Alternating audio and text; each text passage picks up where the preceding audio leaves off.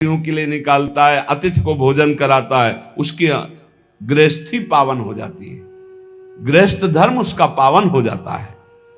अपने मन में सदैव श्री हरि के नाम का चिंतन करना, उनके ध्यान में रहना, काम क्रोधादि छह शत्रुओं को गृहस्थी में रहते हुए जीत लेना और माया का आवरण तुम्हें ढक न पाए इसलिए सावधान रहना। जो धन के लिए धर्म का आश्रय लेता है, धन के लिए धर्म का आश्रय लेता है, उसका धन उसके परिवार की उन्नति कराता है। जो धन अधर्म से कमाता है उसके परिवार का पतन हो जाता है, नाश हो जाता है। धन का प्रयोग सदैव दूसरों के सुख के लिए उतना पर्याप्त है जितना अन्न पेट में चला जाए, वस्त्र और बकाया परिवार की सेवा, राष्ट्र की सेवा, अन्य जनों को जिनको आवश्यक है उनकी सेवा। ये कमाने के लिए भेजे गए हो, ये ज्यादा जमा करने के चक्कर में मत पड़े, नहीं जमा रहेगा, वो जमा रहेगा, दूसरे ही उसका प्रयोग करेगा। आप तो ना सुकृत कर पाए, सद्व्यय कर पाए और ना उसका भोग कर पाए, व्यर्थ में आपका गया। गांव में तो कई ऐसे मकान खुदाई पर मिलते थे कि दीवार मोटी मोटी होती थी, उनमें कलसे में रुपए रखे मिलते थे। अब बोलो एक एक सिक्का जोड़कर मर गए, ना धर्म किया ना स्वयं भोग किया और जमा ऐसे पड़ा रहा। इसलिए बेटा धर्म का आश्रय लेकर धन कमाना और उस धन का सद्व्यय करना, सत्पुरुषों की सेवा में, सद्व्यवहार में। कभी पराई निंदा मत करना, ये मदालसा माता के, कभी पराई निंदा मत करना। विपत्ति से विपत्ति आ जाए तो भी किसी की निंदा मत करना। अगर कोई विपत्ति में पड़ा हो तो दौड़ करके उसका सहयोग करना। इस तरह तू आचरण करेगा तो तू भगवत प्राप्त हो ही जाएगा गृहस्थी में रहते हुए।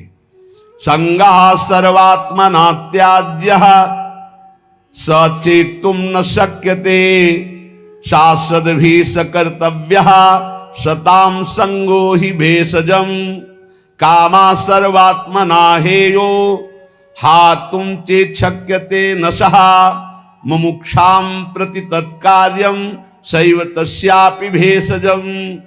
ये दो श्लोक लिख के अंगूठी में बांध दिए थे। जब तुम्हें ज्यादा परेशानी हो तो ये दवा लिखी, इसमें पढ़ लेना ये दो श्लोक। आसक्ति का सब प्रकार से त्याग कर दो। यदि त्याग करने में सामर्थ्य ना हो तो संत पुरुषों का संग करना, क्योंकि संत पुरुषों के संग से सब आसक्तियों का नाश हो जाता है। कामनाओं को सर्वथा छोड़ देना, यदि ना छोड़ पाओ तो मोक्ष की कामना करना। मोक्ष की कामना से सब कामनाओं का अपने आप नाश हो जाता है।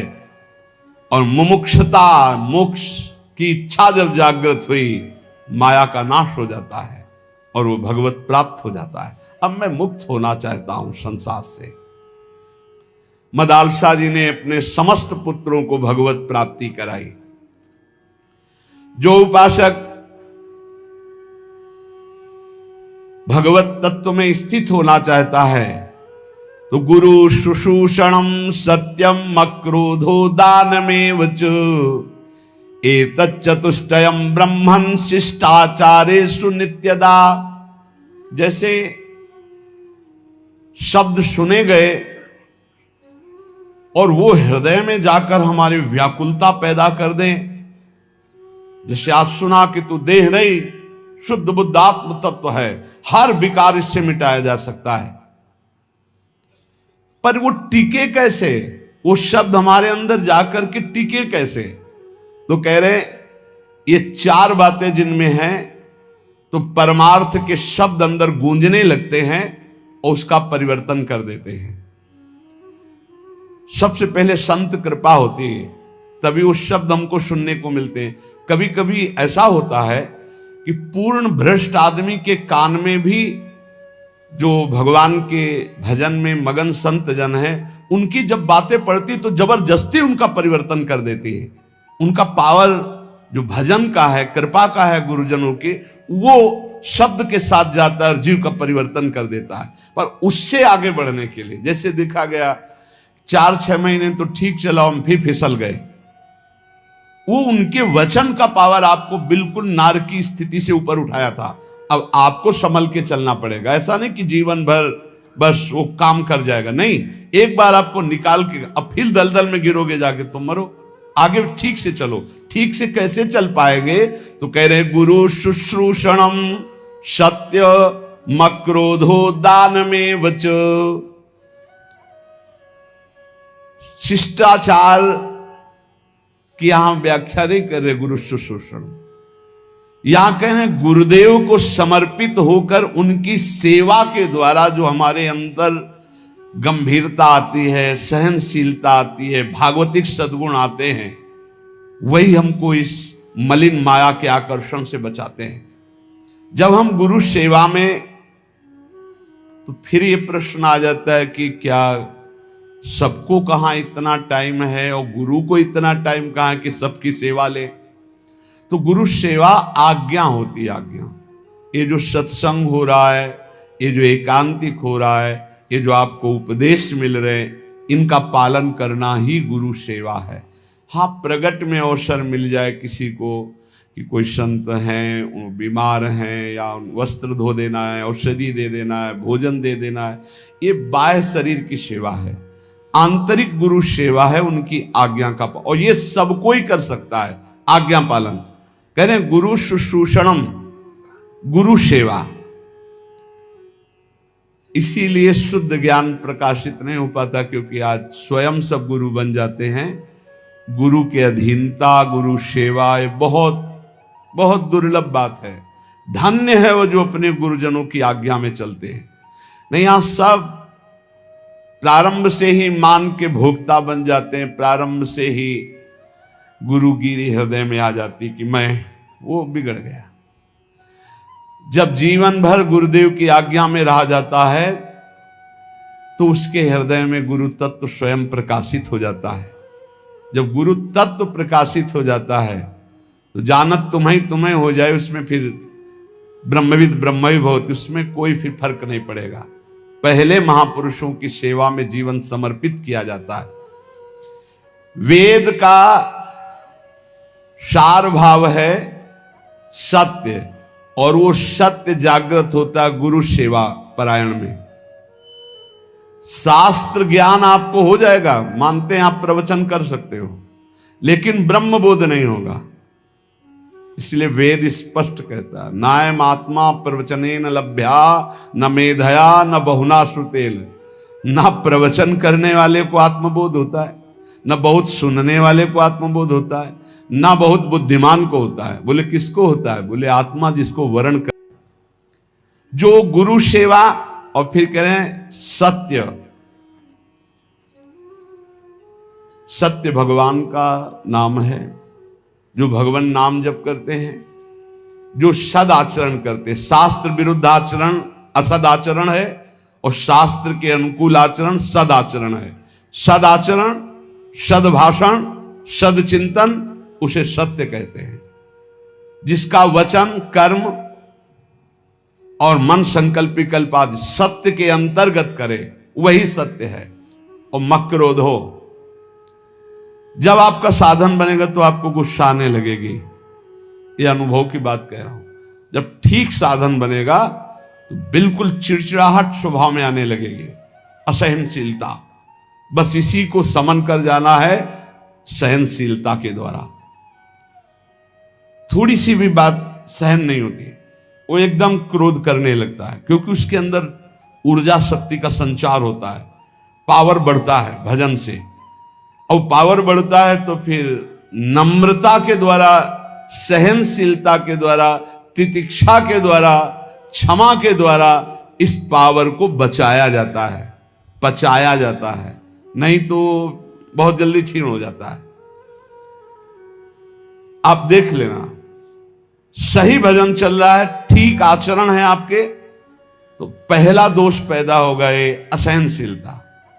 अगर बात करें तो एक चिड़चिड़ाहट सी होगी, एक अच्छा नहीं लगेगा। जरा सा कोई गलती कर दे तो एकदम कड़ुआ स्वभाव, इसको शासन में ले।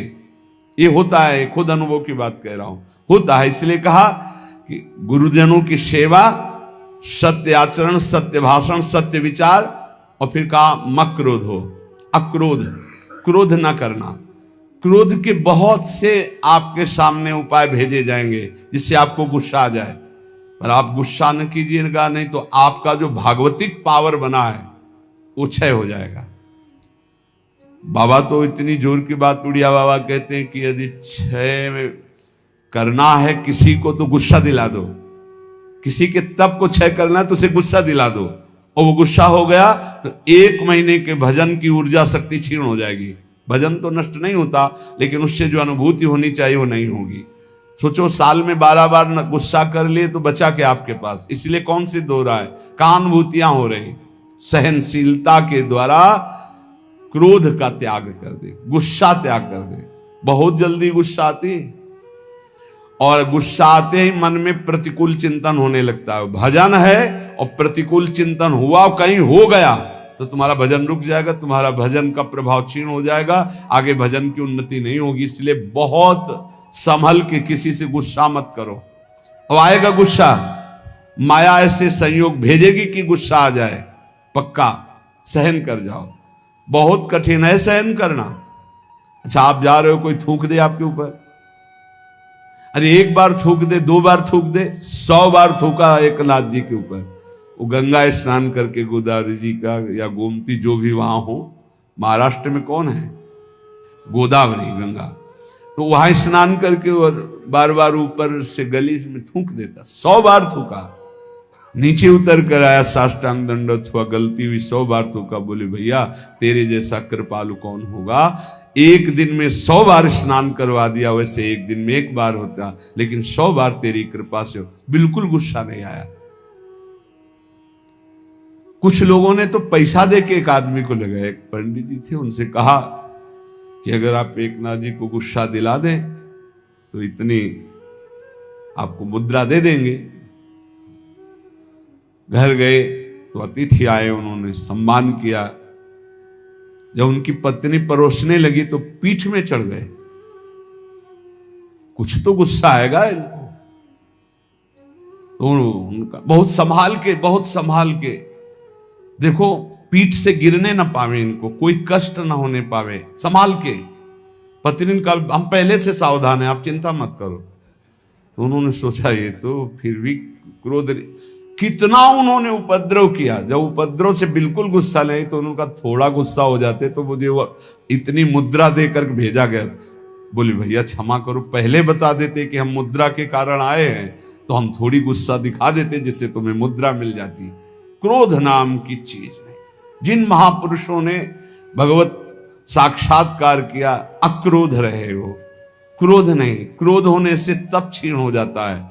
क्रोध बिल्कुल नहीं करना चाहिए, पर ध्यान रखना, जब क्रोध दिलाया जाए उस समय ये ध्यान रहे कि हमारे सामने प्रश्न उपस्थित किया गया कि हमें क्रोध नहीं करना है, और ये क्रोध कराएगा तो बच सकते हो। लेकिन उस समय माया आपको ये याद नहीं रहने देगी, उस समय फिर आपको गुस्सा आ ही जाएगा, पक्का आ जाएगा। क्रोध दिलाने वाली लीला आपके सामने साधकों को प्रायः होती रहती है, अगल बगल से नहीं, ये सबको ही दे सकता है, सबको करना चाहिए। किसी भी जीव को मन से, वचन से, कर्म से हमारे द्वारा दुख ना पहुंचे, ये सबसे बड़ा दान है, अभय दान इसे कहते हैं। और इस अभय दान को पूर्ण निर्भयता में बदलने के लिए नाम दान है, इससे बढ़कर और कोई दान नहीं।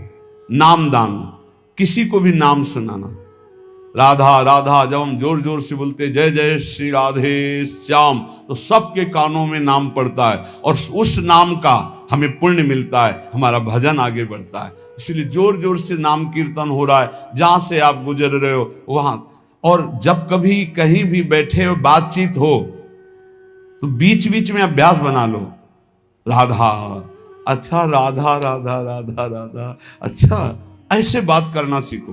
है ऐसे अपने मुरारी भाई हैं, वो जब बात करें राधा राधा राधा राधा, हमें बहुत अच्छा लगता है शुरू से, ये नहीं कि आज से, शुरू से ना।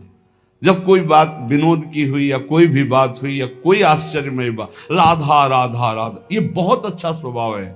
हमें लगता है सबको बनाना चाहिए, सत्संग में नहीं, बीच में। हाँ, अब सबे शुरू हो गए राधा बीच में, तो ऐसे नहीं। वो जब बात परस्पर हो रही हो तब उस समय राधा राधा, बहुत मंगल। हम उपासक से बात अगर कभी करते तो यही देखते इसने कितनी बार नाम जपा, कितनी बार नाम लिया। प्रारंभ में नाम बोला, एक बार तो नाम आना चाहिए। हनुमान जी विभीषण जी को सौभाग्य क्यों प्रदान कर रहे हैं? अंदर से आवाज आई, राम राम राम नाम तेहि सुमिरन कीन्हा, हृदय हरसि कपि सज्जन चीन्हा, यही सन हठ करी हो पहचानी, साधु ते होय न कारज हानि। ये साधु है। अभ्यास बनाओ नाम उच्चारण, बात शुरू करने के पहले नाम उच्चारण, बहुत मंगलमयी बात है। दूसरों को नाम सुना दिया, इससे बड़ा कोई दान नहीं। ये चार बातें जिसके जीवन में है वो अपने भजन को बढ़ाएगा, भजन को बचाएगा और भजन को पचा लेगा। गुरु आज्ञा में रहना, सत्य क्रिया, सत्य विचार, सत्य भाषण और क्रोध ना करना, और दूसरों को अभय दान देना, भगवान नाम सुनाना। ये चार बातें बहुत जोर की, जिसमें जीव का परम कल्याण हो जाता है। वेद का सार है सत्य, सत्य का सार है जितेंद्रियता, और जितेंद्रियता का सार है त्याग वैराग्य उपरति। त्याग, भोगों की इच्छा पर भोगूंगा नहीं क्योंकि भगवत प्राप्ति करनी। वैराग्य, भोगने की इच्छा ही नहीं रही। उपरति, भोग ही है, ऐसी वृत्ति ही खत्म हो गई। ये है संपूर्ण वेदों का सार। जो न्याय युक्त कार्य हो, जिसको महापुरुषों ने किया है, जिसका विधान किया, वही कार्य किया जाए, मनमानी कोई कार्य ना किया जाए। यदि मनमानी कार्य किया गया तो उससे लाभ नहीं होगा। आजकल बहुत मनमानी हो रही, बहुत मनमानी। कोई किसी का, ना तो निगमागम शासन स्वीकार किया जा रहा है, वेद का शासन, और ना वेदज्ञ महापुरुषों का शासन स्वीकार किया जा रहा है। सब मनमानी करने में स्वतंत्र हैं। गुरु बस इस बात का कि तुम मंत्र हमें दो, हम 50 को और देते हैं, बस इस बात के लिए गुरु मंत्र दिया, उसका साक्षात्कार किया, इसके लिए नहीं। इसके लिए तो गुरु की अधीनता स्वीकार करनी पड़ेगी। कह रहे कि यत् करोत्यशुभम कर्म शुभम वा यदि सत्तम, अवश्यम तत्समाप्नोति पुरुषो नात्र संशयः। होश में तुम जो कर्म करोगे, शुभ या अशुभ, तुम्हें भोगना पड़ेगा। कोई मिटा दे ऐसा समर्थ नहीं है। देख लो भाई, कोई मिटा दे ऐसा समर्थ नहीं। वो केवल वही मिटा सकते हैं जिन्होंने पूरी सृष्टि की रचना की, श्री भगवान। दूसरे की सामर्थ्य नहीं, इसलिए हमें विश्वास नहीं है। ये इसलिए बता रहे, करे यत् करोत्यशुभम कर्म शुभम वा यदि सत्तमम, अवश्यम तत्समाप्नोति पुरुषो नात्र संशया। अवश्य भोगना पड़ेगा जो कर्म किए हैं। इसीलिए हम कह रहे हैं, किसी पर ये मत सोचो कि तुम्हारे कर्म को कोई नष्ट कर देगा। कोई नहीं, कोई नहीं। भगवान के पिता दशरथ जी का ये कर्म श्रवण कुमार का धोखे में बध हो जाना क्या नहीं मिटा सकते थे? उनके पिता ने शाप दिया, जैसे मैं पुत्र वियोग से मर रहा हूं ऐसे तू तड़प करके मरेगा। वैसा ही पूज्य महाराज दशरथ जी हा राम कह करके प्राण त्यागे। इसलिए बहुत होश में अगर गलत कर्म करोगे तो उसको भोगना पड़ेगा। और ये भ्रम छोड़ दो कि कोई तुम्हारे दान पुण्य सेव संतरा देने करके तुम कोई जंतुर अंतुर बंधवा कर अपने पाप कर्म को मिटा दोगे। मुझे समझ में नहीं आता, क्योंकि हमारा शास्त्र ऐसा नहीं कहता। बड़े बड़े महापुरुषों को भोगना पड़ा है, और उनकी तो बात क्या, जो ईश्वर कोटि के है, फिर साधारण को ऐसे मिटा सकते हैं। यत् करोत्यशुभम कर्म शुभम वा यदि सत्तमो। भाई ध्यान करो, कोई भूल करके पाप मत करो, नहीं तो उसे भोगना पड़ेगा। अवश्य अवश्य भोगना पड़ेगा। कोई नहीं मिटा सकता, संसार में कोई नहीं मिटा सकता। इसलिए सताम धर्मेण वर्तेत क्रियाम शिष्टवदाचरेत असंक्लेशेन लोकस्य वृत्तिम लिप्सेत वै द्विज।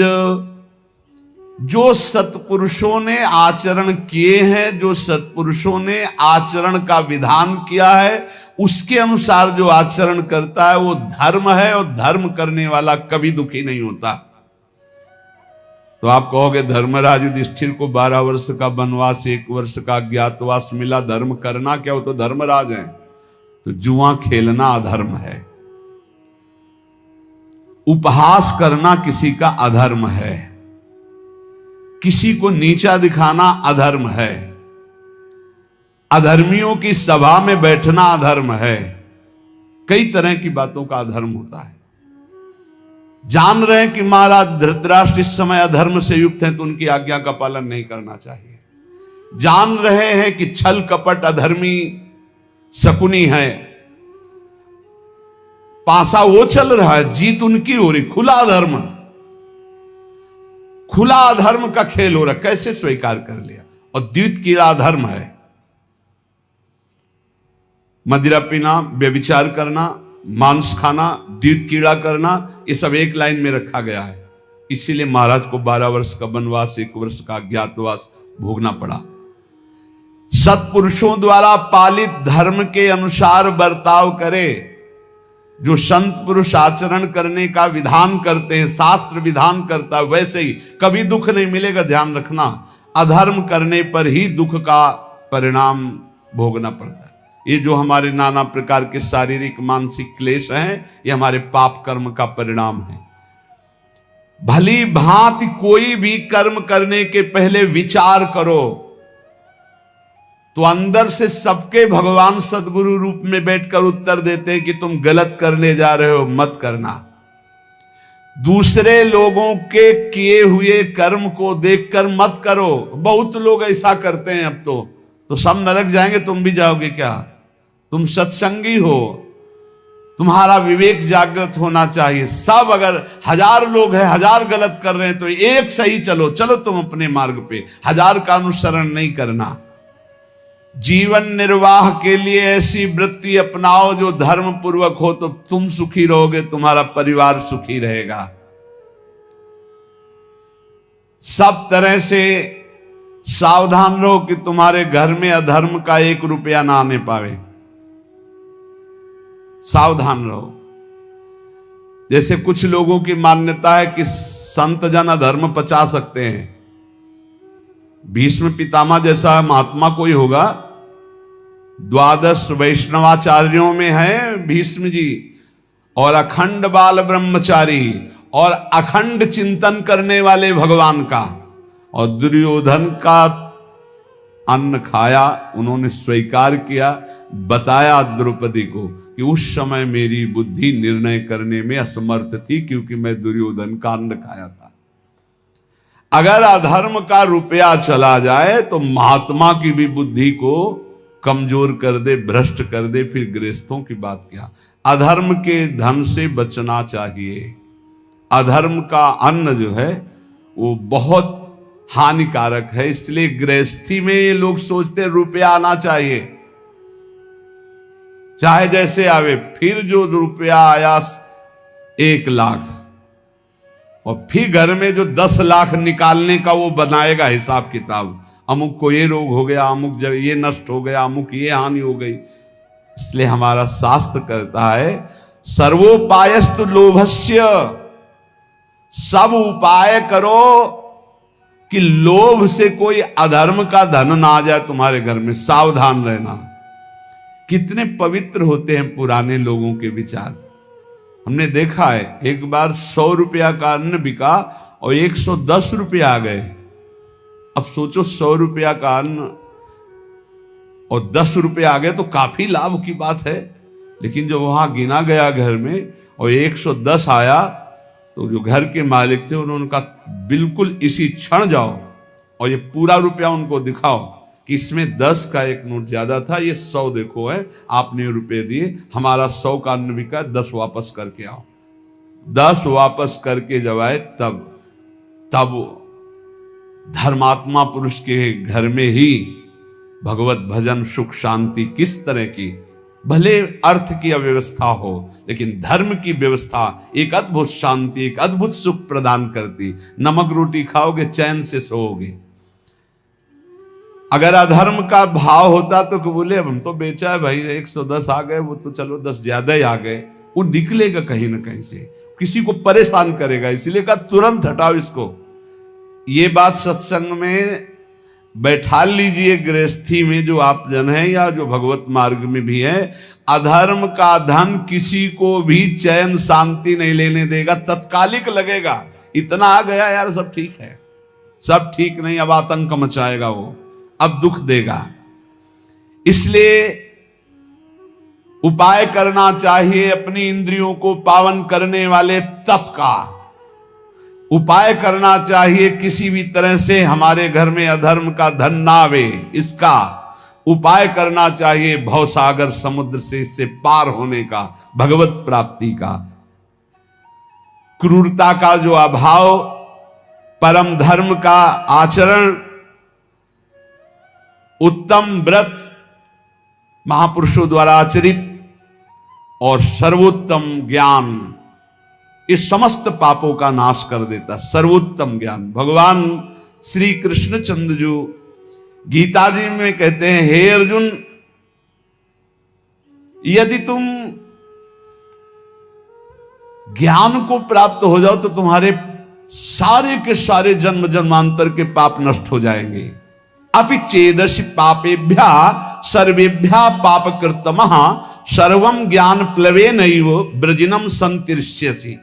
अगर तू सब पापियों में भी अधिक पापी है तो भी तू ज्ञान के द्वारा निसंदेह संपूर्ण पाप समुद्र से अच्छी तरह तर जाएगा, पक्की बात है। अपि चेदसि पापेभ्या सर्वेभ्या पाप कृतमः। पाप करने वाले की 3 श्रेणियां होती हैं। एक होती पापकृत, मैंने पाप किया, पाप करने वाला, और एक होता है पाप कृतर, 2 पापी उनमें से एक अधिक पाप करने वाला। तीसरा होता है पाप कृतम, समस्त पापियों में सबसे बड़ा पापी। भगवान कह रहे पाप कृतमः, यदि तू सबसे बड़ा पापी है और तू ज्ञान प्राप्त कर ले तो तू सारे पाप से मुक्त हो जाएगा। भगवान का एक कथन सबको आश्वासन देता है, जो प्रश्न करता बोलते हैं मैं बड़ा पापी हूं, क्या मेरा भी उद्धार हो जाएगा? तो भगवान यहां कह रहे अपि चेदसि पापेभ्यः सर्वेभ्यः पापकृतमः। पापकृतमः माने सबसे बड़ा पापी। यदि तू सब पापियों में भी सबसे बड़ा पापी है तो तू भी ज्ञान के द्वारा निष्पाप हो जाएगा। पापों का त्याग करने में और भी साधन बताए गए हैं, लेकिन पूर्ण रूप से सबसे ज्यादा पाप करने वाला भी पावन हो जाए वो ज्ञान है, चाहे जितना बड़ा पापी हो।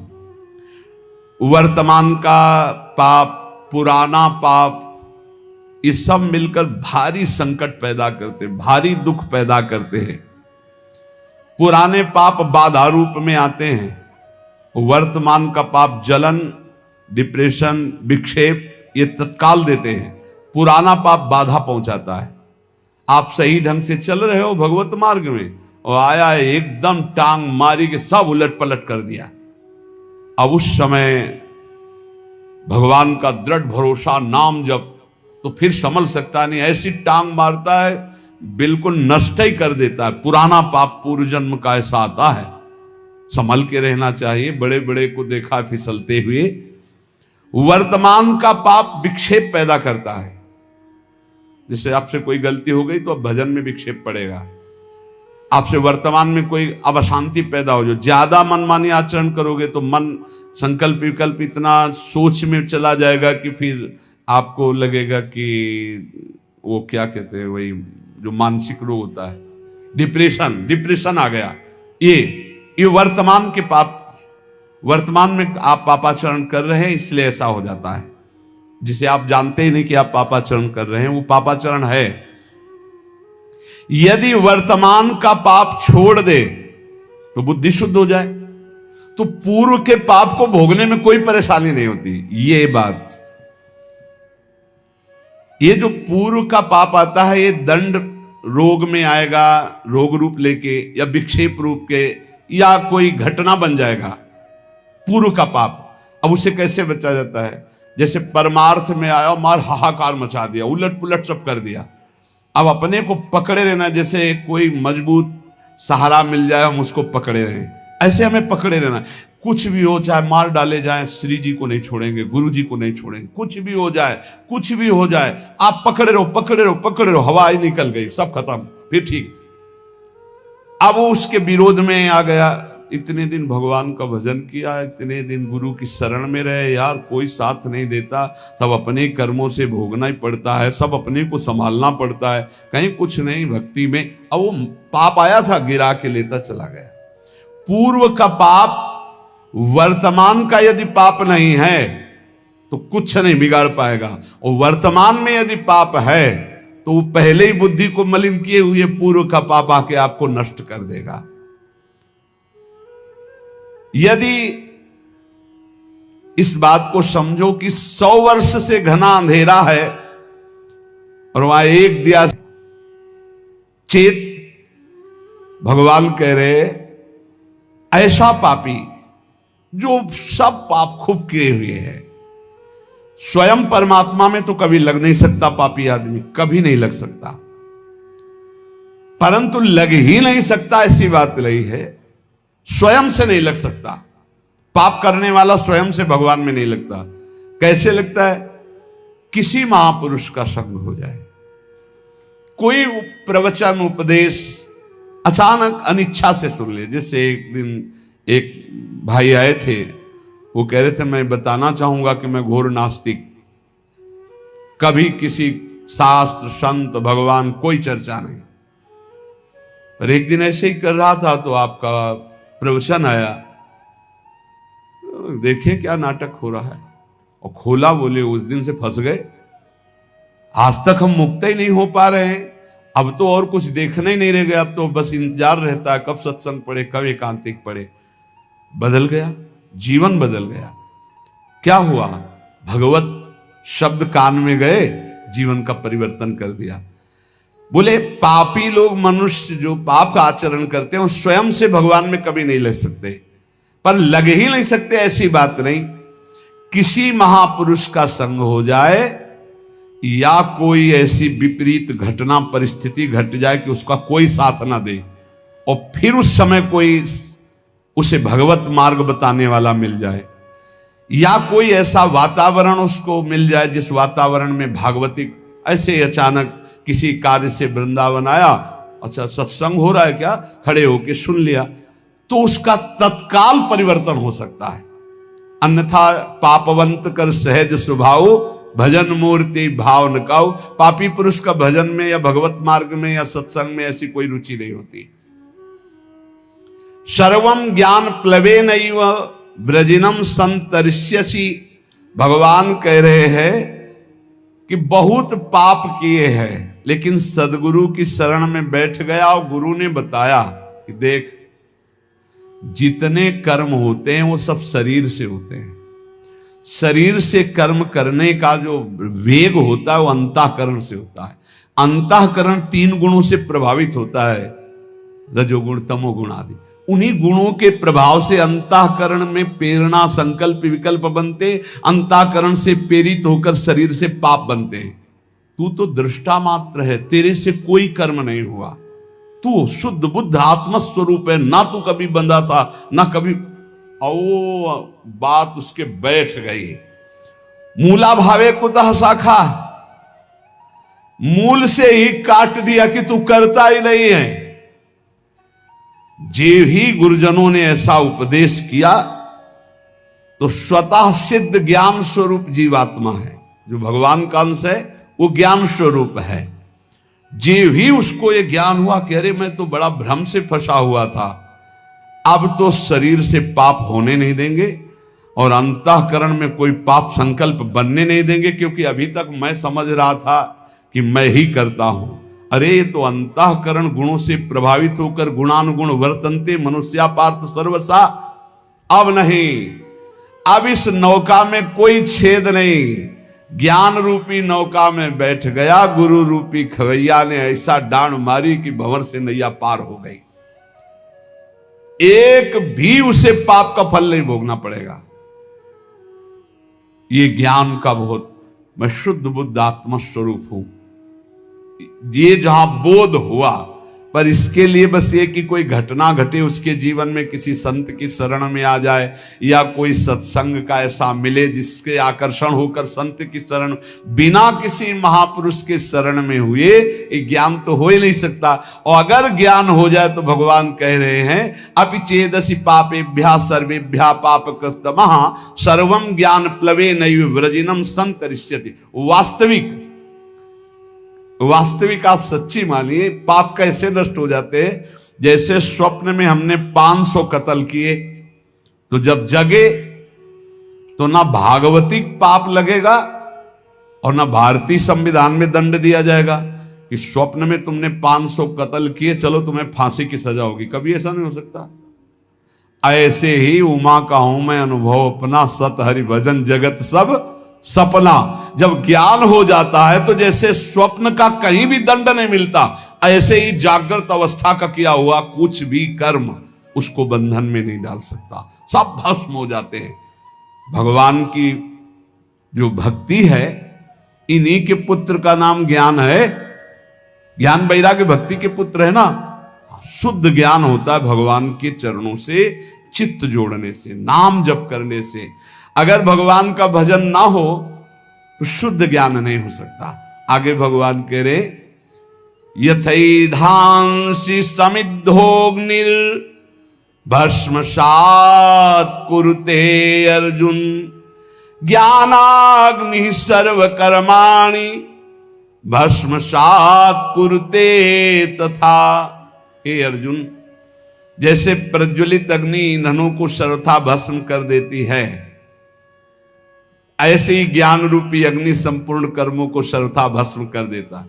ध्यान रहे, चालबाजी से नहीं होता है। चालबाजी से मैं शुद्ध ब्रह्म हूं, मैंने पाप नहीं किया, मैं तो दृष्टा मात्र हूं, शरीर नहीं हूं, ठीक है, बढ़िया। अब बीच बाजार में थप्पड़ियाए जाओगे, बुरा नहीं लगना चाहिए, तुम शरीर नहीं हो, तुम शुद्ध बुद्ध आत्मा हो। पिटाई तो शरीर की हुई, नहीं बुरा लगा ना, पाप नष्ट हो जाएंगे तुम्हारे। रबड़ी रसगुल्ला खाओ तुम और पाप नहीं, मैं तो दृष्टा मात्र हूं, तो ठीक है, तुम्हारा अपमान भी होगा, तब दृष्टा मात्र रहना। शुद्ध ज्ञान हो जाए तभी पाप नष्ट होगा, बाणी वाले ज्ञान से पाप नष्ट नहीं होता, ध्यान रखना। भगवान कह रहे नहीं होता है ऐसे ज्ञानी, बहुत विचित्र ज्ञान होता है, बहुत अलग अलग ज्ञान होते हैं, हमने देखा है इसको। बहुत ज्ञान भी विविध प्रकार, गुरु के चरणों के आश्रय से जो ज्ञान होता है, भगवान के भजन से जो ज्ञान होता है, वही शुद्ध ज्ञान होता है। नहीं, ज्ञान भी फंसा देता है, ज्ञान भी फंसा देता है, वो आप लोग जल्दी नहीं समझ पाएंगे, ज्ञान भी फंसा देता है। जब फंसाने का नंबर आता है तब वो दृष्टा रहते हैं, और जब भोगने का नंबर आता है तो भोगता रहते हैं। तो चतुर शिरोमणि भगवान से नहीं बच पाओगे, फिर वो भी भोगना पड़ेगा। अवश्य में भोक्तव्यम कृतम कर्म शुभाशुभम। यथै धांसी समिध्योग्निर्भस्मसात् कुरुते अर्जुन ज्ञानाग्नि सर्वकर्माणि भस्मसात् कुरुते तथा। परम सत्य बात, अर्जुन जैसे प्रज्वलित अग्नि ईंधन को सर्वथा भस्म कर देती है, ऐसे ज्ञानाग्नि संपूर्ण कर्मों को भस्म कर देती है। पीछे भगवान ने कहा कि पाप समुद्र है और ज्ञान नौका है, तर जाओगे। तो लगा कि शायद समझ ना पाए, तब भगवान ने कहा कि पाप ऐसा समझ लो कि तृण का पहाड़ है और ज्ञानाग्नि है, ज्ञान अग्नि है, एक क्षण में भस्म कर देगी। ज्ञानाग्नि सर्वकर्माणि भस्मसात् कुरुते तथा। जैसे ढेर सारा पहाड़ लगा हो, काष्ठ का, तृण का, रुई का, और एक दिया सलाई लगा, सब भस्म हो गया, ऐसे एक ज्ञान केवल ये, मैं स्थूल शरीर नहीं हूं, मैं सूक्ष्म शरीर नहीं हूं, मैं कारण शरीर नहीं हूं, मैं आत्म स्वरूप हूं। आ गया ज्ञान। बहुत कठिन है। इसी के यही गंगा किनारे का जीवन था। ये बहुत कठिन भाई। जब भूख लगती प्राणों को ना, तब दृष्टा नहीं रहता, भोगता रहता है कि यार कहीं एक रोटी मिल जाए। तो जब प्यास लगती है ना, तो ये चिंतन नहीं रह पाता कि प्यास तो प्राणों का धर्म है, मेरा धर्म थोड़ी। तो फिर लगता है बहुत विचित्र है। शरीर आसक्ति गुरु कृपा से, गुरु सेवा से नष्ट होती है। जब तत्व ज्ञान हो जाता है तो संचित क्रियमाण सब भस्म हो जाता है और प्रारब्ध का भी मिटिया मेट हो जाता है।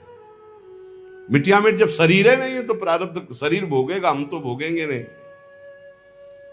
बहुत कठिन है, बहुत कठिन। बातें बनाना बहुत सरल नहीं। जब चक्कर आता है तो शरीर को नहीं आता, मुझे आता है। नहीं, पीड़ा होती तो मुझे होती, ऐसा अनुभव देखो। और ये बिल्कुल अलग है शरीर। कहते हैं जैसे मेज अलग है ऐसे अलग है। देखो अभी कहा था ना, जैसे बेटा तू सवारी में बैठा है तो तू सवारी थोड़ी हो गया। तो सवारी अलग है, हम अलग है। ऐसे शरीर अलग है, हम अलग है। पर सवारी को और शरीर को जब देखो तो बहुत अंतराय नजर आता है। भाई सवारी का अगर पहिया टूट गया तो मेरा थोड़ी टूट गया, अगर टांग टूट गई तो मेरी टूट गई, ऐसा लगेगा ना। ये राग बहुत जोर का शरीर में है, यही गुरु कृपा से नष्ट होता है। इसीलिए गुरु साक्षात परब्रह्म कहा गया।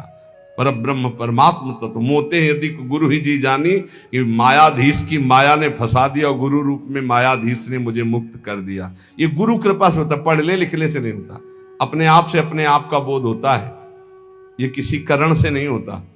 ये तत्व बोध किसी करण से नहीं होता कि बुद्धि से हुआ, मन से हुआ, चित्त से हो, नहीं। ये करण निरपेक्ष ज्ञान है, वो गुरु कृपा से होता है। अब ये प्रसंग चल रहा है इसलिए चर्चा चल रही।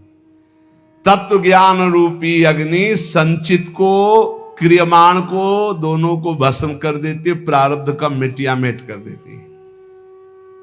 अग्नि में काष्ठ अत्यंत तीव्र गति से भस्म होता है। अग्नि सूखा काष्ठ हो तो ऐसे पाप का पहाड़ लगा है, ज्ञान के द्वारा नष्ट। जैसे जैसे आपका भजन बढ़ेगा वैसे वैसे तुम्हारी अरुचि होती जाएगी, संसार से भी, शरीर से भी।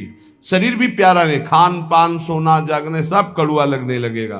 किसी से बात करना, मिलना जुलना, फिर उस स्थिति में भी रहते हुए वो सब व्यवहार के कार्य करता रहता है, पर वो अनासक्त रहता है।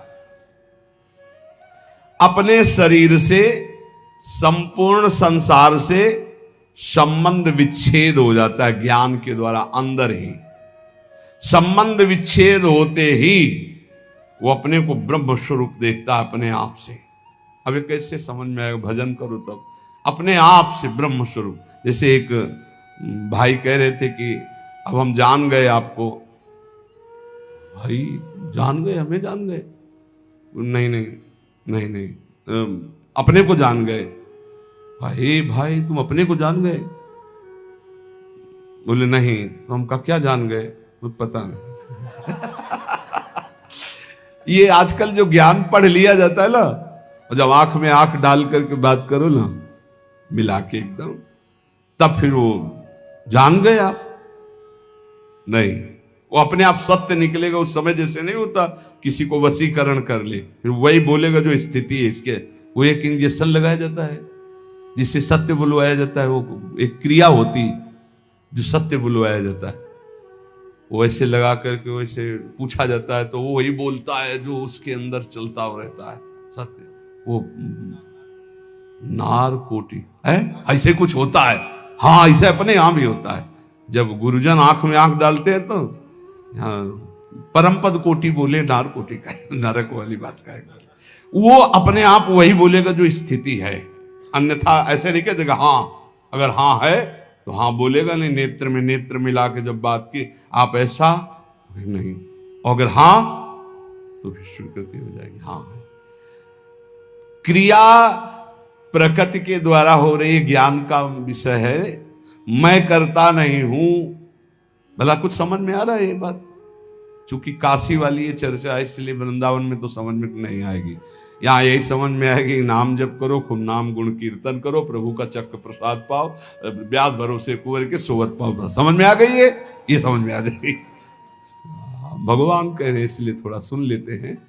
भगवान कह रहे हैं जितनी क्रियाएं हैं वो सब प्रकृति से हो रही, वास्तविक सब प्रकृति से हो रही हैं। अपने स्वरूप से क्रिया कोई भी नहीं, स्वरूप निष्क्रिय है। सुन लो, बढ़िया बातें हैं। नाड़ियों में जैसे रक्त प्रवाह हो रहा तो स्वाभाविक हो रहा है। शरीर जब बालक था, जवान बना तो स्वाभाविक बना, तुम थोड़े थे। नस नाड़ियों में रक्त प्रवाह तुम कर रहे हो क्या?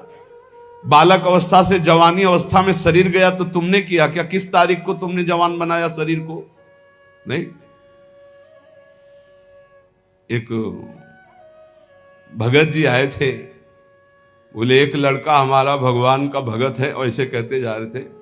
समाज कहती कैसा लड़का आपने पैदा किया, ऐसा वो बोल रहे। तो हमका भगवान कोई आपके पास ऐसा मसाला नहीं था कि आप ऐसे पैदा कर, आप ऐसा मत बोलिए। भगवान की कृपा से वो भजनानंदी जीवात्मा आपके यहाँ पुत्र रूप में आया। आप इतना मैंने बोले, लोग कहते हैं कि आपने कैसा बालक पैदा किया है। हमका ऐसा हो तो 10-20 और पैदा करके दो, फिर तो हम भारत के कोने कोने में महात्मा फैल जाएं। स्वाभाविक होता है भैया।